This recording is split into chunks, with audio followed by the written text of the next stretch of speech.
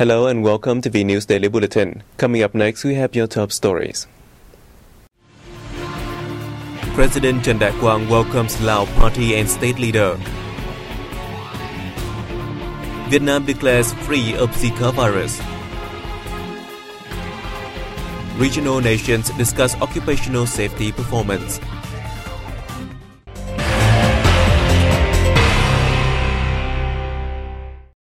President Trần Đại Quang welcomed Lao Party General Secretary and State President Bunyang Volachith in Hanoi on April 26th.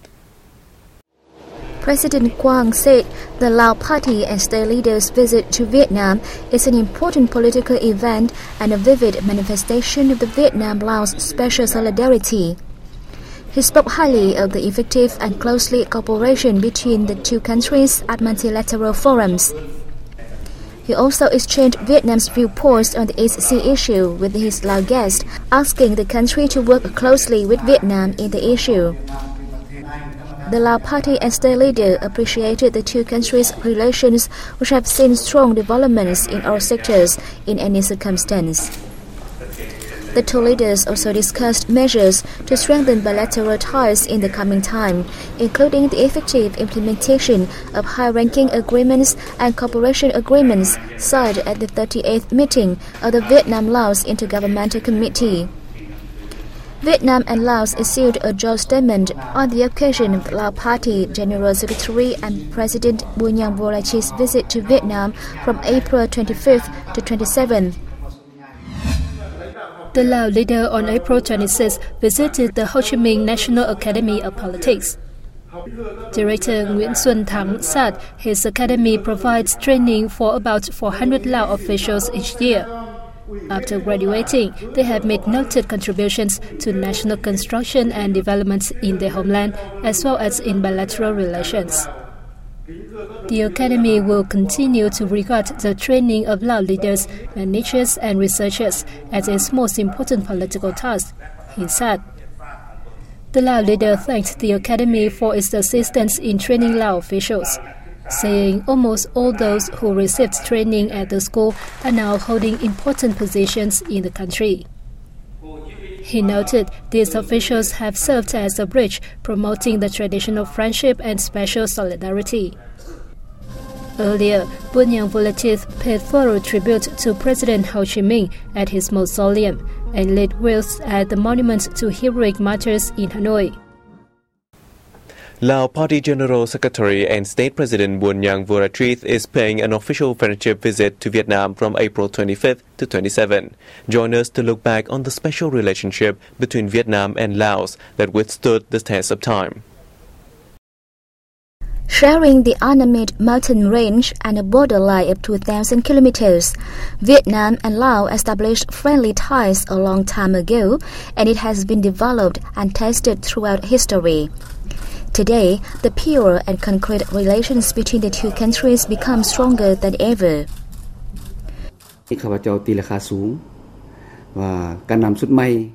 I think the traditional relationship and special solidarity between Vietnam and Laos are vital to both parties and states.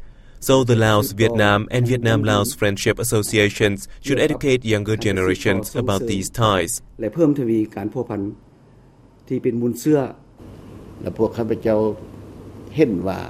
Although our countries have their own characteristics, we have always cooperated and helped each other to develop together. This is a rare cooperative ties in the world.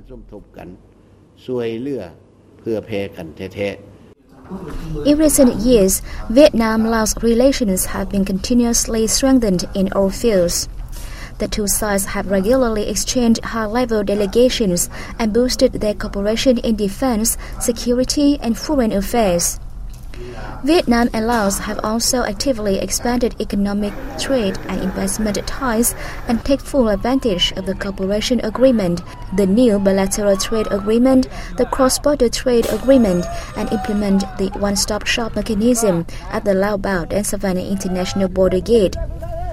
Vietnam is currently the third biggest foreign investor in Laos, with a total registered capital of $4.9 billion.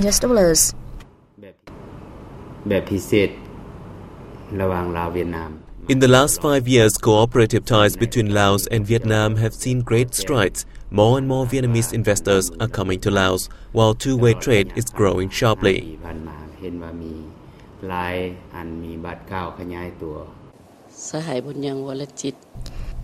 very happy to see that General Secretary and State President Bunyang Volachit has chosen Vietnam as his first destination to visit after his election as top leader of Laos.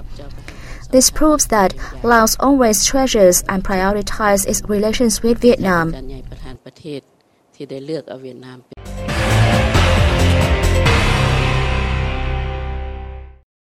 President Trần Đại Quang and Prime Minister Nguyễn Xuân Phúc met with Chairman of the Management Committee of Russian energy company Gazprom, Alexei Miller, in Hanoi on April 26. President Quang expressed his delight at the results of cooperation between Gazprom and PetroVietnam in the field of energy. He said Vietnam always considers developing relations with Russia a high priority in its foreign policy, focused on developing the comprehensive strategic partnership between the two countries, both in scales and in depth. He stated that the potential for cooperation between the two sides is significant, particularly in oil and gas. Alexei Miller affirmed that PetroVietnam is always one of Gazprom's strategic partners. Both sides have worked together in many collaborative projects, including oil prospect, exploration and production. Miller said Gazprom hopes its Vietnamese partner would participate in an oil project in Orenburg Oblast. Moreover, both Gazprom and PetroVietnam have considered expanding cooperation in electricity generation and jointly producing and distributing liquefied petroleum gas. Later the same day, while meeting with the Gazprom chairman, Prime Minister Nguyễn Xuân Phúc spoke highly of the cooperation between Gazprom and PetroVietnam.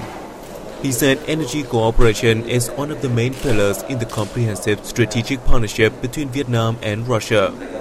He also remarked that both sides should hasten the progress of their joint projects, as well as researching environmentally friendly auto fuel. Gazprom chairman Alexei Miller informed the Prime Minister of the positive results of cooperation between Gazprom and PetroVietnam. He stated that in the coming time, the companies will sign a memorandum of understanding to elevate their collaborative ties. They will also reach a cooperation agreement on electricity production in Vietnam. We have more news coming up next. Stay tuned. On April 26, Chairman of the Party Central Committee's Commission for Economic Affairs Nguyễn Văn Bình hosted a reception for Andrea Vella, head of the Goldman Sachs Investment Banking Division in Asia. Andrea Vella told his host that Goldman Sachs is committed to long-term cooperation with Vietnam. He valued the potential of the Vietnamese market, adding that the bank is seeking new investment opportunities in energy, telecommunication, infrastructure, and farming. He noted Goldman Sachs is particularly interested in projects on climate change mitigation and waste treatment. Bing said he is pleased with the bank's commitment and its operation in mergers and acquisitions in Vietnam. He urged the bank to promote Vietnam's business climate among the international business community and expand its operations to other sectors in Vietnam. Vietnamese Minister of Defense General Ngô Xuân Lịch and his Russian counterpart General Sergei Shoigu emphasized the need for the two countries to realize already signed defense cooperation agreements while increasing mutual support at international forums. During their talks in Moscow on April 25th, both ministers said cooperation in military training plays a key role in bilateral ties, adding that many Vietnamese officers are studying in Russia. The Russian side said they're considering sending officers to Vietnam for training. General Shoigu appreciated Li's first visit to Russia in his capacity as defense minister, stressing that Russia regards Vietnam as an important partner. Meanwhile, General Li said Vietnam considers Russia a close friend and places bilateral ties among its top foreign policy priorities. The minister reiterated Vietnam's stance on disputes in its sea, which he said should be settled by peaceful measures and on the basis of international law, including the 1982 United Nations Convention on the Law of the Sea and the Declaration on the Conduct of Parties, the EC, and towards reaching a Code of Conduct in the EC.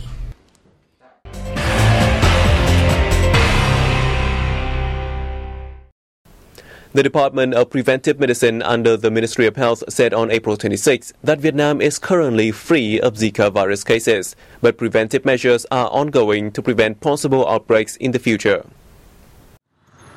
The department is intensifying Zika testing and anti-Zika activities.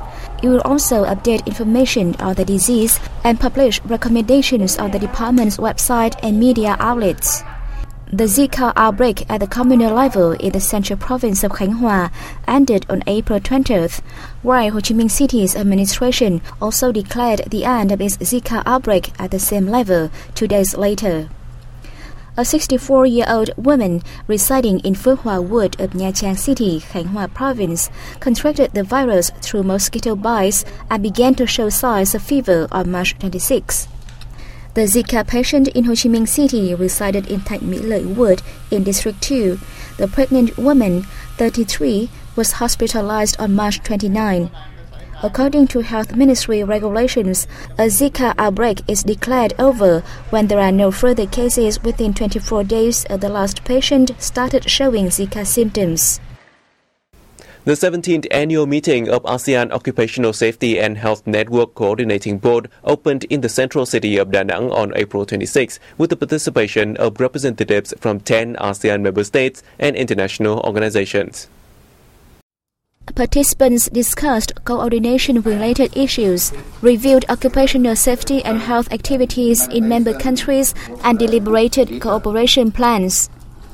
In addition, they also shared information and experience in occupational safety and health with international partners and organizations.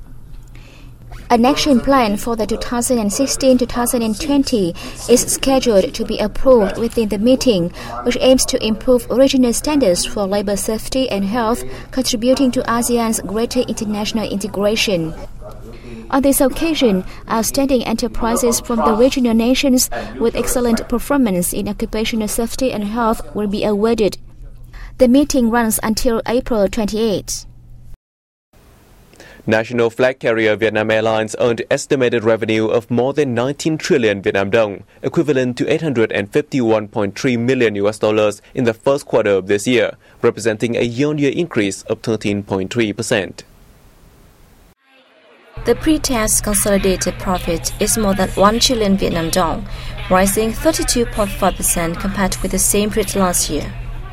Of this, the parent company is estimated to have reached more than 15 trillion dong in revenue and 873.9 billion dong in pre-tax profit. The carrier said it had operated in a good business environment where the macroeconomy remained stable with 5% GDP growth. In addition, the fuel price was kept low, while the foreign exchange at its key markets had increased in comparison with the US dollar. During the period, the carrier flew more than 4.6 million passengers and nearly 61,000 tons of goods, 11.6% and 11.2% higher than its plan, respectively. However, the firm is still faced with many challenges and fluctuations from the market, such as highly increased terrorism in Europe, particularly after the bombings that occurred in Brussels in March, and doubts about the Zika virus penetration into Vietnam that affected the traveling demands on international routes. Complicated weather and infrastructure at a number of airports have also hampered the firm from implementing its plans and services. We have come to the end of our news bulletin. Thanks for watching. For more information, please log on to our website at www.vietnamplus.vn. We'll see you soon.